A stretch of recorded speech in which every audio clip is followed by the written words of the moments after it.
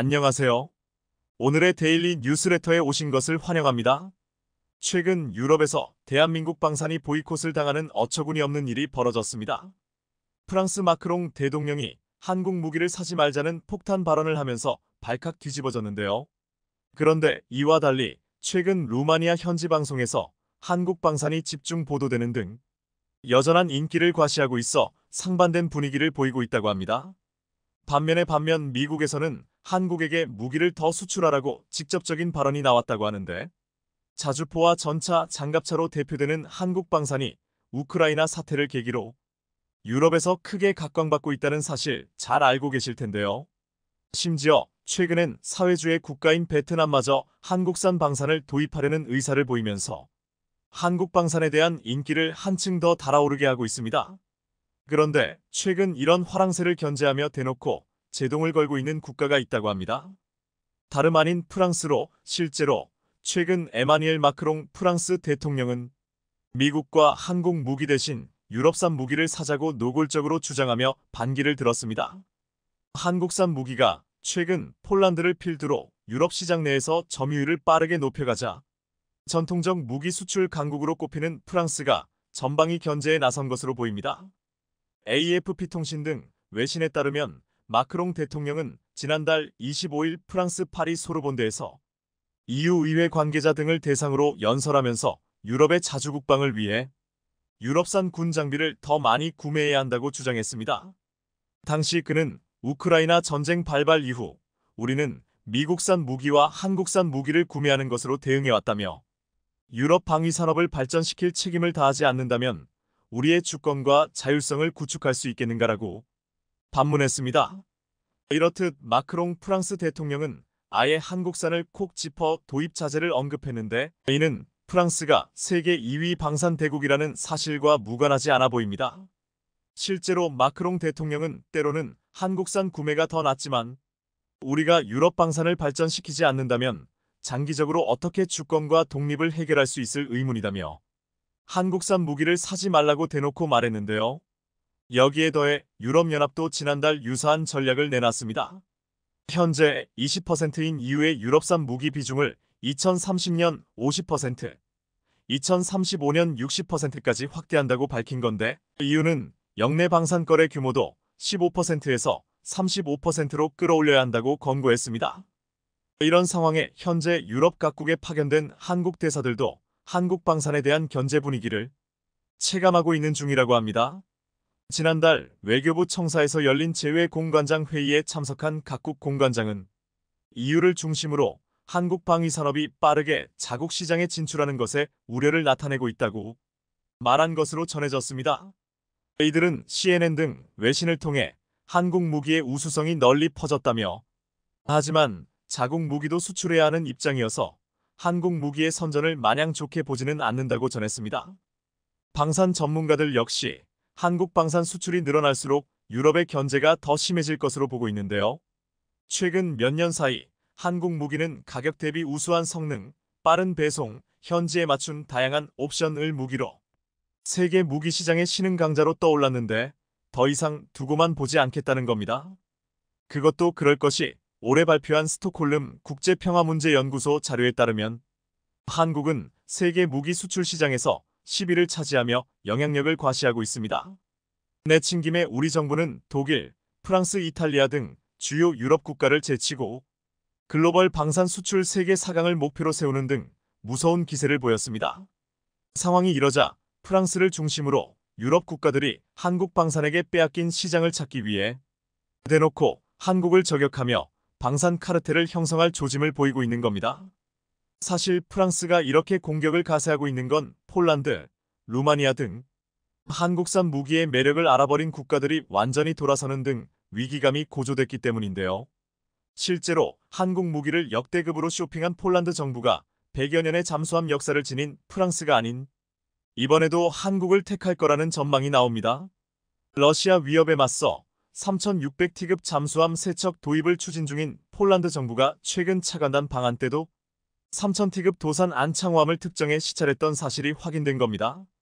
방산업계에 따르면 우리 군 관계자는 기존 일정 말고도 해군 잠수함 사령부 방문 일정을 급하게 요청했던 폴란드 차관단이 지난달 25일 진해기지에서도 3,000티귿만 콕 집어 참관한 뒤 돌아갔다고 전했습니다.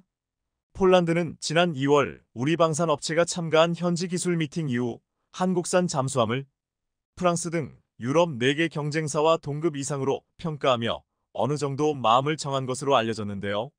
아무리 마크롱 대통령이 필사적으로 한국을 견제한다고 하더라도 한국 방산의 기세를 막을 수는 없을 것 같습니다. 러시아의 직접적인 위협에 놓여 있는 폴란드, 루마니아 등 동유럽 국가들의 한국 방산에 대한 반응은 가히 폭발적이기 때문입니다. 실제로 최근 루마니아 현지 뉴스 영상에서는 한국 방산 관련 내용이 방송되며 뜨거운 현지 인기를 적나라하게 대변했습니다. 잠시 루마니아 현지 매체에 출연한 한국 방산의 모습을 아이 살펴보시죠. 대한민국에서 10억 달러에 달하는 무기를 들여올 예정입니다. 이번 계약에는 최신 성능의 곡사포 54문이 포함되며 이오아니스 대통령이 참석한 가운데 이번 한국 방문의 주요한 관심사는 루마티아 육군의 무기 조달에 대한 내용으로 여기서 더 나아가 대한민국과 방산 분야는 물론 향후 10년간 돈독한 협력 관계를 구축한다는 내용을 담은 양해각서에 서명했습니다. 그리고 루마니아에 도착할 K9 자주포에 대해 조명해 보고자 합니다. K9는 현존하는 역대급 무기로 꼽히는 자주포 K9를 루마니아에 들여오기 위해 한국 방산업체와 구매 계약을 체결할 예정입니다. 이를 위해 총 10억 달러 규모의 예산이 필요하며 최근 발렌틴 스텐이 서울에 도착해 K9를 실물로 확인했습니다. K9는 젤렌스키 우크라이나 대통령이 도입을 희망했던 무기로 유명한데 K9의 어마어마한 성능으로 러시아의 위협에 대적하는데 큰 도움이 될 것으로 보였기 때문입니다. 루마니아 정부는 이번 우크라이나 사태를 계기로 전장에서 자주포가 얼마나 중요한 역할을 하는지 깨닫게 되는 중요한 계기가 됐습니다. 실제로 루마니아 군 수뇌부의 관심을 불러일으켰으며 이는 루마니아가 한국으로부터 K9 53문 도입을 결정하게 한 이유입니다. 특히나 K9는 전 세계에서 가장 큰 곡사포 가운데 하나로 꼽히는데 가장 큰 장점은 속도입니다. 1분에 8개의 포탄 발사가 가능하며 2개의 경기장에 맞먹는 규모를 파괴할 수 있는 위력을 지닙니다. K9는 성능이 뛰어나 전 세계 모든 육군에서 원하고 있는 무기체계로 꼽히고 있으며 40km 거리에서 발사하는 게 이상적입니다. 또한 엔진은 시속 70km까지 가속할 수 있으며 360도 파노라마 뷰는 물론 총 5명의 군인이 탑승할 수 있습니다. 그리고 K9과 더불어 K 전차 관련 뉴스도 루마니아 현지 매체에서 대대적으로 보도되기도 했는데요. 최근 루마니아 현지 매체는 루마니아 국방부 장관이 루마니아가 한국에서 전차를 구매하는 데 관심이 있다고 밝혔습니다. K2에 대해 세계에서 가장 우수한 전차 중 하나로 꼽히는 블랙팬서 전차라고 소개하며 루마니아는 K9과 더불어 레드백 보병 차량도 구매할 수 있습니다고 전했습니다. 이렇듯 최근 루마니아에서 K9 도입 말고도 레드백의 군침을 흘리면서 도입이 점쳐지고 있다고 하는데요. 현재 루마니아에서는 신형 전차 도입 사업을 앞두고 조만간 현대로템의 K 전차 성능을 확인하는 최종 단계 실사격 시험이 진행될 예정인데 레드백 장갑차 구매도 검토하고 있다는 소식이 전해졌습니다. 레드백은 기존 무기 체계를 개조하지 않고 개발 단계에서부터 수출용으로 기획된 무기 체계라는 점에서 루마니아의 구미를 당겼을 가능성이 매우 큽니다. 이런 가운데 얼마 전 폴란드 수출형 천무의 300km급 미사일 실사격 영상이 국내 언론을 통해 공개되면서 분위기를 후끈 달아오르게 하고 있는데요. 지난달 24일 우리 국방과학연구소 안흥시험장 제두발사장에서 천무의 폴란드 모델인 호마르 K 시험 발사가 이뤄진 건데 실사격 영상이 공개되자마자 폴란드 현지에서 역대급 반응이 쏟아지고 있습니다. 폴란드 네티즌들은 호마르 K를 사랑한다, 한국과의 우정에 영광을 보낸다, 흔들리지도 않고 매우 안정적이다, 역시 미사일은 다르다 등의 반응이 쏟아졌습니다. 호마르 K는 한화에어로스페이스의 천무 발사대와 폴란드 방산업체인 옐츠사가 생산한 트럭이 결합한 형태로 이번 발사에는 폴란드 국방부 차관을 비롯해 세계 각국의 군 관계자가 참석했습니다. 이날 호마르 K는 300km급 미사일 CTM-290 한 발을 발사했고 미사일은 200여 초를 날아가 표적에 정확히 명중하는 등 한국 방산의 우수성을 제대로 알리는 계기가 된 것으로 보입니다. 그런데 이렇게 최근 폴란드가 천무와 KTSSM에 올인하고 있는 이유가 따로 있다고 하는데요. 하나가 폴란드와 천무 72문 수출 계약을 발표한 지난달 25일 파베우 베이다 폴란드 국방차관은 SNS에 사진을 올려 전 세계의 이목을 집중시켰는데 다름 아닌 호마르 K의 미사일 발사 장면이었습니다. 폴란드 군사 전문 매체 디펜스24는 이 미사일에 대해 한국의 MGM-140, 에이텍힘소와 동등한 KTSSM 미사일 계열의 수출형이라고 소개했습니다. 이는 사거리를 약 300km로 늘린 KTSSM-2로 말한다. 해당 미사일은 구경 600에 길이 4m, 무게 약 1.5TU로 3분의 10I 탄두 무게라고 디펜스24는 전했습니다. 실제로 한화는 천무에 KTSSM을 두 발 탑재하는 개량형도 개발했는데 이를 호마르 K 발사대에 그대로 이식했습니다. 폴란드가 천무와 KTSSM에 집중하고 있는 건 우크라이나 전쟁에서 미국산 에이테킴스 미사일이 목표물을 정확히 타격하는 등 유용성을 입증했기 때문입니다. 실제로 디펜스24는 천무와 KTSSM은 폴란드 로켓 포병 부대에게 중요한 전환점이 될 것이라고 평가했는데요. 그런데 이렇듯 막강한 위력을 과시하는 수출형 천무 등장에 미국까지 긴장하고 있는 형국이라고 합니다. 실제로 미국 군사 전문기 워우는 호마르 K는 성능과 위력 등 여러모로 명백하게 미국산 에이테킴스와 비슷하다고 할 정도로 닮았다며 심지어 140km 사거리의 에이테킴스 파생형과 비교했을 때 2배 이상 긴 300km의 사거리를 보유해 미국이 긴장하지 않을 수 없다고 보도했습니다. 그런데 미국은 앞서 마크롱 대통령이 한국산 무기 도입을 반대했던 것과 달리 한국 방산을 향해 유럽에만 집중하지 말고 수출을 더 늘리라는 요청까지 해오고 있는 상황인데요. 실제로 최근 미국의 한 언론은 한국 방산이 전 세계적인 평화와 서구권의 지역 안보를 위해 동유럽 말고도 인도 태평양 지역까지 수출 범위를 확장시켜야 한다고 강조했습니다. 매체는 인도, 필리핀, 말레이시아, 뉴질랜드 등과의 협력을 강화하는 한편 차관을 확대해 이 지역에 한국산 무기가 더 많이 확산될 수 있도록 제도적 뒷받침을 미리 마련해야 한다고 제언했습니다. 프랑스 등 일부 국가를 제외하고는 한국 방산에 대한 환영의 분위기는 여전한데요. 치열한 경쟁 속에서도 영토를 키우고 있는 대한민국 방산의 활약을 응원하겠습니다. 대한민국의 방산 수출의 효자로 손꼽히는 K전차가 이번에도 대형 사고를 쳤습니다. 무려 10조 원 규모의 추가 수출이 확실시되면서 이름값을 톡톡히 하고 있는 건데요. 그런데 최근 루마니아 수출을 앞두고 진행된 K 실사격 테스트에서 반전의 결과가 나와 현지에서 발칵 뒤집어졌다고 합니다. 우크라이나 사태 이후 루마니아가 군사력 확충을 위해 방위비를 큰 폭으로 늘리며 글로벌 무기 시장의 큰 손으로 급부상하고 있습니다. 이런 가운데 최근 현대로템의 K가 루마니아 수출을 목전에 두고 있다는데요. 방산업계에 따르면 대한민국 주력 전차인 K를 루마니아 군 당국에서 단수 후보로 올려 마침내 최종 평가를 한창 이어가고 있는 사실이 드러났습니다. 현재 루마니아는 노후화된 전차를 신형 전차로 대체하려는 움직임을 보이고 있는데 교체 물량이 최소 300대에서 최대 500대에 이를 것으로 추산되고 있습니다. 사실 루마니아 전차 사업에서 K의 경쟁 기종이 있었는데 바로 미국의 에이브럼스와 독일의 레오파르트였습니다. 그런데 이들 전차를 제치고 K가 단독 후보에 오르며 수출이 가시권에 들어오게 됐습니다. 이렇듯 루마니아가 망설임 없이 K를 선택할 수 있었던 배경에는 다른 경쟁 기종과 상대가 되지 않는 뛰어난 성능을 보유하고 있기 때문입니다.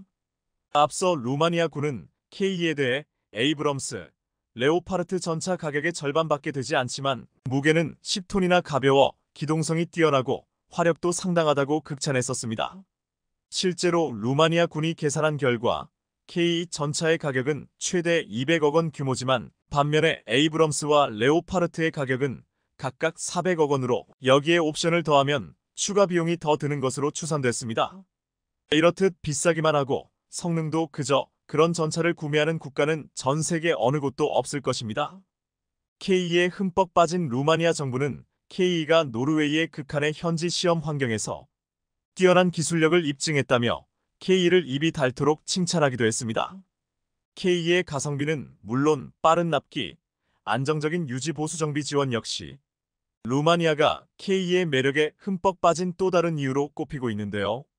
사실 이미 앞서 작년에 루마니아 정부 인사들이 방한했을 때 루마니아 국방부 장관이 현대로템 사업장을 직접 방문하는 등 적극적인 모습을 보였었습니다.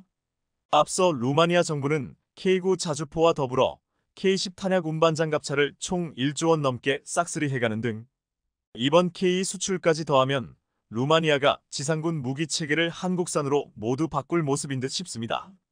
여기에 더해 최근 K 실사격 테스트 결과에 대해 루마니아를 비롯한 전 세계 방산 관계자들이 놀라움을 감추지 못하며 발칵 뒤집어지는 일이 있었는데요. 작년에 폴란드를 휩쓴 K 전차는 그동안 수차례에 걸쳐 현지에서 실사격 테스트를 거치면서 엄청난 화력과 명중률을 자랑하는 등 실전에 강한 명품 전차임을 다시 한번 입증시켰습니다. 그리고 지난달 초 있었던 폴란드 최대 규모의 나토 연합 지상 군사훈련 드래곤 24에서 K가 당당히 기갑 전력으로 첫 투입되면서 이를 계기로 실전에서도 내로라는 타 기종 전차들과 견주어도 손색이 없다는 사실을 뽐냈습니다. 오히려 처음으로 투입된 K가 레오파르트 등 서방 전차들 사이에서 성능이 가장 뛰어나다는 평가를 받는 등 미친 존재감을 한껏 드러냈습니다.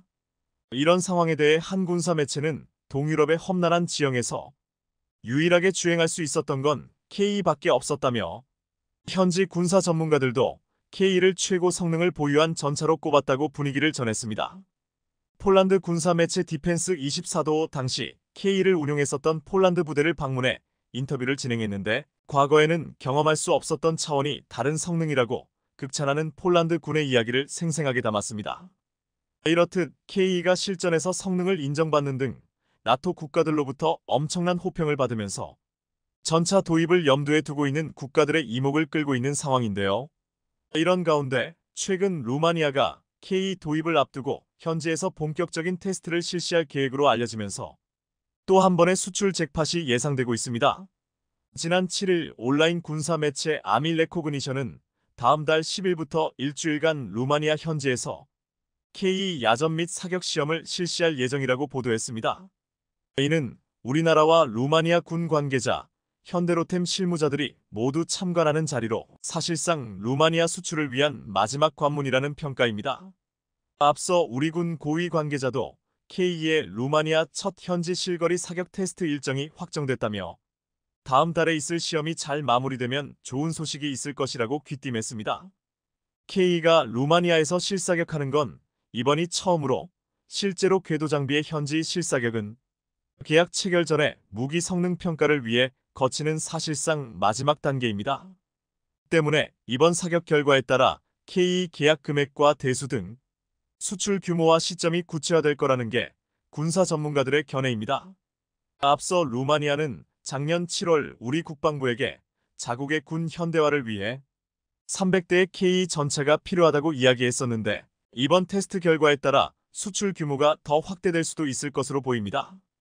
특히나 이번 야전 및 사격 시험은 단순한 장비 평가 절차뿐 아니라 루마니아와 한국 간 방산 계약 내용을 마무리하는 중요한 단계가 될 거라는 관측이 나오는 만큼 매우 중요합니다. 현재 현대로템의 루마니아 K 수주 목표 물량은 약 500대, 우리 돈 약 10조 원 전후로 알려져 있으며 이번 테스트가 잘 마무리된다면 단발성에 그치는 것이 아닌 지속적인 협력이 있을 것으로 보입니다. 여기에 더해 동유럽 시장에 K 수출 물꼬를 트게 한 폴란드에서도 여전히 K에 대한 엄청난 관심이 사라지지 않고 있다는데요. 현대로템이 폴란드와 820대 규모의 K 추가 수출 계약을 남겨둔 가운데 폴란드 현지에서 K를 언제 더 들여올지 관심이 높은 상황입니다.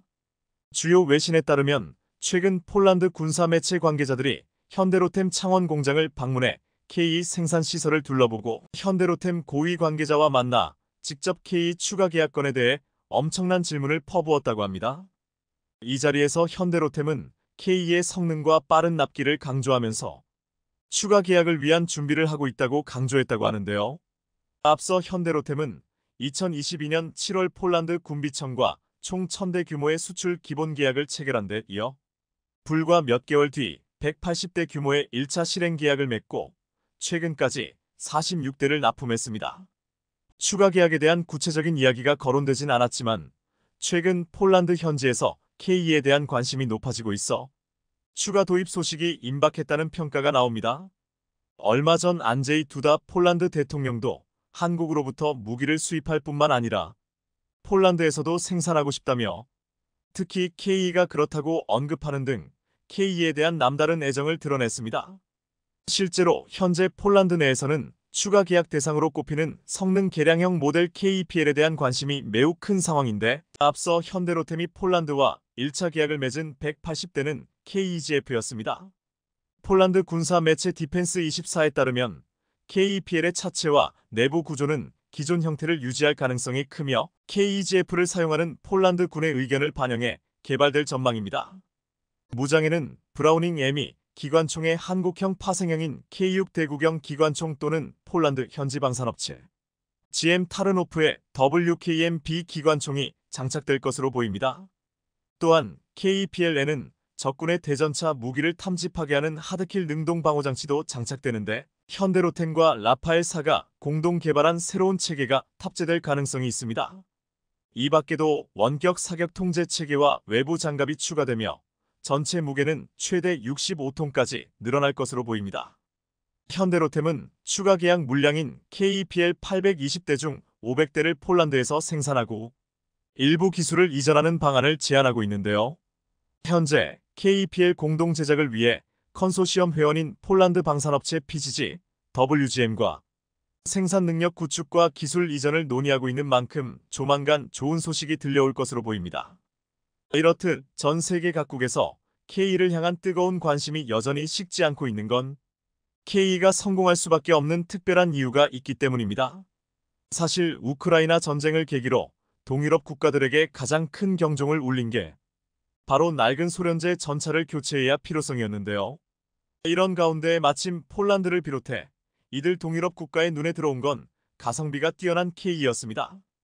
잘 아시겠지만 K는 지난 2014년부터 우리 육군에 배치되기 시작한 첨단 3세대 전차로 화력, 기동성, 방호 기술에서 세계 각국 군사 전문가들의 호평을 받는 등 이미 검증 과정을 마치며 신뢰도가 정평이 나 있습니다. K를 예의주시하던 폴란드가 한국에서 K를 대거 도입하기에 이르렀는데 실제로 폴란드와는 역대 최대인 1000대 규모의 K 구매 계약을 체결하는 놀라운 결과를 만들어냈습니다. 이런 와중에 한국은 2022년부터 폴란드에 K 전차 초도 물량 인도를 시작하는 등 빠른 생산과 납품 능력을 보여줌으로써 유럽 무기 시장에서 그야말로 라이징 스타로 발돋움했는데요. 그 영향력이 얼마나 대단한지 전차 강국으로 불리던 독일 전차를 유럽 시장에서 밀어내는 새로운 역사를 쓰기도 했습니다. 다만 지난 2월 노르웨이 사업 수주에서 K가 독일 레오파르트와 경쟁해서 아깝게 고배를 마셨지만 정치적인 이유가 크게 작용한 만큼 우리의 경우 손해본 장사는 아니었습니다. 그것도 그럴 것이 당시 노르웨이 정부로부터 K가 독일 전차의 성능이 동일하다는 공식적인 평가를 받았는데 기술력에서 독일 전차와 동등 이상임을 증명해내는 성과를 낸 겁니다.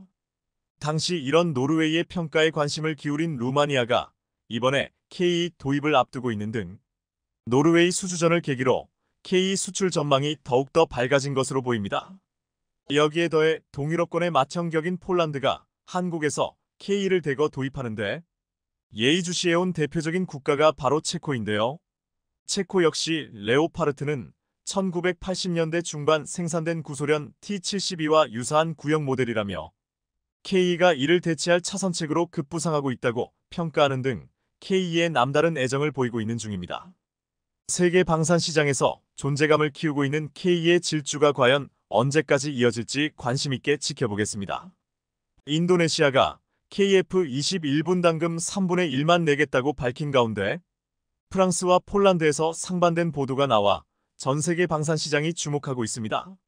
최근 프랑스는 방산 시장에서 급부상하는 한국을 노골적으로 견제하며 유럽 내에서는 유럽 무기를 사야 한다고 말했습니다. 하지만 유럽에서는 지금 프랑스의 말에 귀를 기울이기는커녕 프랑스를 왕따시키려는 움직임까지 보이고 있습니다. 인도네시아가 KF-21 개발 분담금을 당초 계약 금액의 3분의 1만 내고 대신 기술 이전도 그 정도만 받겠다고 제안했다고 했습니다.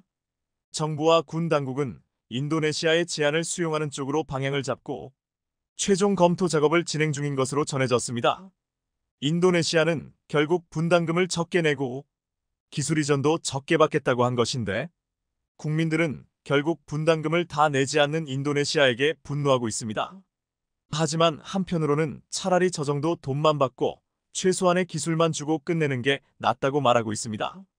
인도네시아는 돈이 없다고 KF-21 분담금을 내지 않으면서 프랑스 라팔 전투기 42기를 계약해서 우리를 분노케 한 바 있습니다. 또한 인도네시아는 지난 4월 라팔 전투기에 이어 2000톤급 잠수함 2척까지 주문했습니다.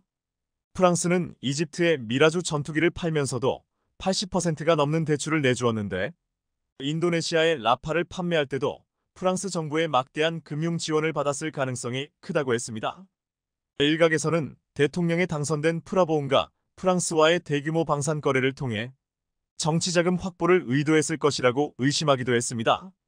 최근 프랑스는 한국의 KF-21을 라팔의 가장 강력한 경쟁 상대로 인식하면서 KF-210I 개발 완료되기 전에 엄청난 금융 지원을 통해 F-35를 구입하지 못하는 국가들의 전투기 수요를 장악하려는 계획을 진행하고 있습니다.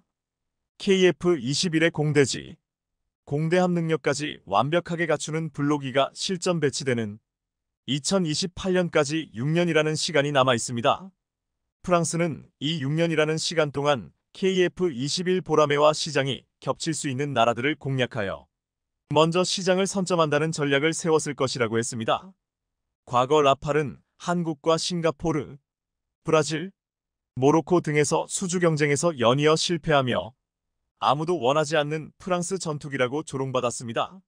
하지만 우크라이나 전쟁이 벌어지자 라팔이 새로운 기회를 얻고 있습니다. 미국 F-35를 구입하지 못하고 미국산 전투기 주문이 밀려받기 힘들자 많은 나라들이 라팔 전투기를 사기 시작한 것입니다. 라팔은 인도, 이집트, 카타르, 그리스, 크로아티아, 아랍에미리트 UAE, 인도네시아와 280여 대 수출 계약을 맺었습니다. 새로운 고객인 크로아티아와 인도네시아는 프랑스 정부의 강력한 지원에 힘입어 수주에 성공했습니다. 최근 마크롱 프랑스 대통령은 미국과 한국 무기 대신 유럽산 무기를 사자라고 노골적으로 주장했습니다. 영국은 얼마 전 차기 자주포 도입 사업에서 가성비 좋은 한국 무기 대신 독일 무기를 채택했는데 프랑스가 주도해서 한국산을 경계하고 있는 것으로 해석되고 있습니다. 한국산 무기가 최근 폴란드를 필두로 유럽 시장 내 점유율을 높이자 독일, 프랑스 등 전통적인 무기 수출 강국이 전방위 견제에 나섰다는 분석입니다. 프랑스 매체 메타 디펜스는 지난 4일 한국의 KF-21 첫 난관인가라는 제목의 기사를 보도했습니다. 이 매체는 KF-21 사업은 빠르게 진행되면서 많은 전문가들의 찬사를 받으며 매우 순조롭게 보였지만 지금 현실적으로 많은 문제가 발생했다며 부정적인 부분들을 부각시켰습니다. 먼저 사업 타당성 조사에서 초도 생산 물량을 절반으로 줄여야 한다는 말이 나온 것을 지적하고 레이더와 공대공 미사일 연동 시험 결과를 보고 추가 양산을 결정하다는데 이는 역량이 우려된다는 뜻으로 F-35 프로그램의 빛이 보면 향후 상당한 문제가 될 것이라고 했습니다. 또한 20%의 분담금을 납부해야 하는 인도네시아도 방위산업 및 기술 습득 기회를 걷어차고 약 8억 달러를 연체하면서 라팔 42기를 도입하는 이상한 행보를 보이고 있다고 했습니다. 인도네시아를 대체할 파트너국도 마땅찮은데 한국의 매력적인 기술적, 산업적 보장에도 불구하고 UAE는 참가를 부인했고 친유럽 정부가 들어선 폴란드도 가능성이 낮아졌다고 했습니다. 이 프랑스 군사 매체는 나름 객관적인 보도인양 썼지만 이 보도 안에는 프랑스의 검은 욕망이 들어있다고 했습니다. 폴란드 매체 디펜스24는 이 프랑스 매체의 보도가 나온 지 하루 뒤인 5일 FA-55PL에 대해서 KAI 신동학 상무와 인터뷰를 한 내용을 보도했습니다. 신동학 상무는 KAI는 향후 10년 동안 유럽 지역에 약 200대의 항공기를 추가로 수출할 계획이고 유럽에서의 추가 사업 기회 확보를 위해 폴란드 업계와의 협력을 확대하여 유럽 지역 마케팅 활동의 기반을 구축하고 있다고 했습니다. 디펜스24는 신동학 상무에게 KF-21의 국제적 가능성을 어떻게 평가하고 여기에 폴란드가 프로젝트에 참여할 수 있는지를 물었습니다. 이에 신동학 상무는 글로벌 다목적 전투기 시장 규모는 향후 10년간 약 3.300형 HFORECAST 인터내셔널 2023 기준로 예상되며 KAI는 약 10% 이상의 시장 점유율을 확보할 계획이라고 말했습니다. KF-21은 성공적인 개발 진행과 뛰어난 용량 확장 능력으로 많은 해외 고객들의 주목을 받고 있으며 폴란드도 관심을 표명한 고객 중 하나라고 했습니다. 또한 우리는 폴란드 공군이 현재 추가 편대를 편성할 계획을 갖고 있는 것으로 알고 있다며 폴란드의 KF-21 프로그램 참여 가능성은 열려 있다고 말했습니다. 이미 UAE는 지난해 인도네시아 분담금을 우리가 내겠다며 한국 정부에 직접적인 사업 참여 의사를 전달한 바 있다고 보도된 바 있습니다. 프랑스 매체는 인도네시아가 떠나면 UAE 폴란드도 KF-21에 참여할 가능성이 낮다고 했지만 지금 실제로 KF-21에 이들 나라뿐만 아니라 참여하고자 하는 나라들이 많은 것으로 알려졌습니다. 사우디도 이미 한국의 KF-21을 기반으로 6세대 전투기 공동 개발을 제안한 바 있습니다.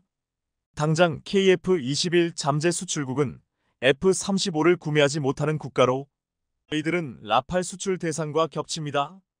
이에 지금 프랑스는 한국의 KF-21을 깎아내리고 라팔 시장을 더욱 확대하려 하는 것으로 보이고 있습니다. 프랑스 라팔과 달리 KF-21은 현재 FA-50을 도입한 국가들에게 큰 관심을 받고 있고 미국산 전투기와 완벽히 호환되기 때문에 개발이 완성되면 이 또한 수출에 큰 강점이 될 것이라고 했습니다. 또한 무엇보다 한국이 5세대, 6세대까지 개발 계획을 치밀하고 구체적으로 짜놓은 것 또한 많은 나라들이 눈여겨보고 있습니다. 반면 프랑스는 지금 라팔을 신나게 팔면서 6세대 전투기 개발에 문제가 생기고 있습니다. 프랑스는 독일, 스페인과 함께 차세대 전투기 개발을 하고 있는데 프랑스가 라팔 수출과 개발에만 골몰하자 독일이 분노하고 있다는 것입니다. 이 때문에 독일이 이 프로그램에서 탈퇴하고 이탈리아, 일본, 영국이 하고 있는 차세대 전투기 프로그램에 합류할 수 있다고 보도되었습니다. 프랑스와 독일은 이전부터 전차와 전투기 등 공동 개발에서 여러 문제로 충돌하면서 개발이 지연되고 있는 상황입니다. 유럽에서는 여러 국가들이 참여해 차세대 전투기, 전차 등을 공동 개발하고 있지만 서로의 이해관계가 충돌되면서 많은 문제들이 생겨왔고 이는 개발 지연 등으로 이어졌습니다. 중요한 것은 KF-21의 개발은 한국이 독자적으로 하고 있다는 것입니다. 한국의 KF-21 개발이 순조롭게 이뤄지는 것을 보고 미국을 비롯해 전 세계가 놀라고 있는데 프랑스는 지금 한국의 개발 속도에 긴장하고 있을 것이라고 했습니다. 러시아 우크라이나 전쟁으로 인해 한국산 무기가 크게 각광을 받고 있기에 한국의 방산 수출 시장에서의 위상이 크게 높아졌다고 말하고 있습니다. 그런데 이번 전쟁으로 그 못지않게 수혜를 입은 국가가 바로 프랑스입니다. 방산 전문가들은 앞으로 많은 부분에서 한국과 프랑스가 경쟁할 것이라고 했습니다. 프랑스는 우선 유럽 국가들에게는 유럽 내에서만 무기를 사라고 한국산 무기를 사지 말라는 듯한 압박 발언을 했습니다. 하지만 이것이 실현될지는 의문이라고 했습니다. 프랑스는 유럽 내에서 무기를 사야 한다고 유럽 국가들에게 말하면서 새로운 탄약 공장에서 앞으로 월 4,000발에서 5,000발 사이의 155포탄을 생산하겠다고 했습니다. 마크롱 대통령이 탄약 공장을 직접 찾아가 이러한 의지를 보여주기도 했습니다. 하지만 한국은 이미 155 생산 능력은 세계 최고 수준인 것으로 알려져 있습니다. 지난해 12월 위싱턴 포스트 WP 보도에 따르면 미국은 한국 승낙만 있다면 41일 안에 155포탄 33만 발 수급이 가능하다는 판단 아래 한국 정부에 교섭을 요청했다고 했습니다. 이것은 프랑스가 꿈꾸는 포탄 생산량의 6배가 넘는 양을 생산할 수 있다는 것인데 이 때문에 프랑스가 뭐라 해도 유럽이 앞으로도 한국산을 찾을 수밖에 없는 이유라고 했습니다. 한국은 이외에도 전차, 자주포, 전투기 등을 프랑스가 따라갈 수 없는 속도로 생산할 수 있습니다. 최근 몇 년간 한국 무기는 가격 대비 우수한 성능, 빠른 배송, 현지에 맞춘 다양한 옵션 등을 무기로 세계 무기 시장의 신흥 강자로 떠올랐습니다. 프랑스를 중심으로 유럽 주요 국가들이 유럽 안에서 무기를 사자고 말하고 있지만 러시아의 위협과 중국의 확장 등 국제 정세가 불안해지는 가운데 빠르게 무기를 사야 하는 국가들은 그럼에도 한국을 찾을 수밖에 없을 것으로 보이고 있습니다. 한국형 패트리엇으로 불리는 탄도탄 요격 미사일 체계인 천궁1을 사우디아라비아에 수출하는 32억 달러, 한화로 약 4조 3천억 원 규모의 계약이 확정됐습니다. 국방부는 사우디 국방장관과의 회담을 계기로 지난해 11월 국내 방산업체 LIG넥스원과 사우디 국방부 간 체결한 천궁 EM SAM이 10개 포대 수출 계약을 2월 6일 공개했습니다. 그런데 천궁 II의 수출보다 더 큰 게 기다리고 있다고 합니다. 사우디가 이번 수출보다 더 관심을 갖고 있는 요격 무기가 있다고 하는데요. 천궁 II는 2012년부터 국방과학연구소 ADD 주도로 개발돼 LIG넥스원이 제작한 중거리 중고도 지대공 요격 무기 체계입니다. 탄도탄과 항공기 등 공중 위협에 동시 대응하기 위해 개발됐으며 2017년 전투용 적합 판정을 받 2018년부터 양산했습니다. 천궁 II는 탄도탄 요격을 위한 교전 통제 기술, 다기능 레이더의 추적 기술, 다표적 동시 교전을 위한 정밀 탐색기 등이 적용돼 북한 탄도미사일에 대응하는 한국형 미사일 방어 체계 KAMD의 핵심 무기로 또 유도탄이 빠르게 반응할 수 있도록 전방 날개 조종형 형상 설계 및 제어 기술과 연속 추력형 측추력 등 최신 기술이 적용됐습니다. 최대 사거리는 40km로 고도 40km 이하로 접근하는 적 항공기와 미사일 요격에 씁니다. 한 개 발사대에서 유도탄 최대 8기를 탑재해 연속 발사할 수 있고 항공기 위협에 360도 전 방향 대응이 가능한데요. 천궁 II는 다수의 시험 발사에서 100% 명중률을 기록한 바 있습니다. 특히 시험 발사 당시 공중에서 2차로 점화한 뒤 마 4.5약 5500kmh 속도로 날아가 약 40km 떨어진 표적을 정확히 명중해 적 항공기 요격 능력을 과시했습니다. 천궁 II의 수출은 2022년 1월 아랍에미리트 UAE에 이어 이번이 두 번째로 K방산이 해외 시장에서 경쟁력을 인정받은 것으로 평가되고 있습니다. 이제 중동의 큰손 사우디와 UAE가 구매한 만큼 중동과 유럽 추가 수출도 기대되는 상황입니다. 사우디가 발주한 천궁 블록이 포대 숫자는 UAE와 동일한 10개이며 국방부 관계자는 사우디가 도입할 천궁 블록이 전체 규모는 10조 원 가까이 될 수도 있다고 전했습니다. 사우디가 천궁1을 도입한 배경은 사실상 UAE와 같습니다. 사우디와 UAE는 자국의 남부 국경을 위협하는 시아파 후티 반군의 예멘 장악을 막고자 2015년에 전격적으로 예멘 내전에 개입했습니다. 그런데 후티 반군은 구소련과 북한에서 공급된 대량의 미사일을 보유하고 있었습니다. 2015년 9월 사우디와 UAE 모두 후티 반군이 발사한 미사일을 대부분 성공적으로 요격했지만 예멘 현지에서 작전 중인 UAE군이 SS-21 공격을 받아 무려 45명이 사망하는 엄청난 사건이 발생했습니다. 그 후에도 후티 반군은 계속해서 미사일을 날려댔습니다. 사실 후티 반군이 운용 중인 탄도미사일은 북한제 혹은 구소련제, 이란에서 스커드를 모방해 만든 조잡한 모델이 대부분이었는데요. 2000년대 초반에 배치된 패트리엇 PAC 미사일로도 충분히 요격이 가능했습니다. 그런데 PAC 생산 라인은 이미 종결된 지 오래였고 심지어 수명 연장을 위한 부품마저도 제대로 생산되지 않아 UAE나 사우디 모두 부품을 수급하는데도 굉장히 어려움을 겪기도 했습니다. PAC가 점차 소모되자 이들은 최신형 패트리엇 PAC-3나 MSE를 도입해 사용하고 있었는데요. 그런데 PAC-3는 발당 가격이 약 400만 달러, 한화로 약 50억 원이었고 PAC-3 MSE는 발당 50만 600만 달러, 한화로 6,080억 원에 달하는 엄청난 비용으로 인해 큰 부담을 느끼고 있었습니다. 이와 비교해 PAC-3와 동급 성능을 보여주는 한국의 천궁 블록이 미사일의 납품 가격은 약 17억 원 수준에 불과합니다. 한국군이 겨우 7개 천궁 블록이 포대를 주문한 것과 비교해 사우디는 10개 포대를 주문하면서 가격 단가도 더욱 낮출 수 있는 메리트가 있었습니다. 또 사우디에 앞서 UAE가 막대한 개발비를 지불해가면서 사막 환경에서 사용할 수 있는 성능이 크게 향상된 천궁 블록이용 AESA 레이더를 발주했으므로 사우디는 동시에 이 혜택까지 얻어갈 수 있게 되었습니다. 기존의 사우디는 전통적으로 미국의 안보를 의존해 주로 미국의 무기를 구매했었습니다. 그런데 미국의 셰일오일 수출, 사우디의 예멘 내전 참전 등의 이유로 미국과 사우디의 관계가 악화되면서 미국은 사우디의 무기 판매를 금지하기까지 했습니다. 이때부터 사우디는 미국을 대체할 국가를 찾기 시작했습니다. 그 와중에 한국의 방산이 급성장하면서 관심 있게 지켜보기 시작했는데요.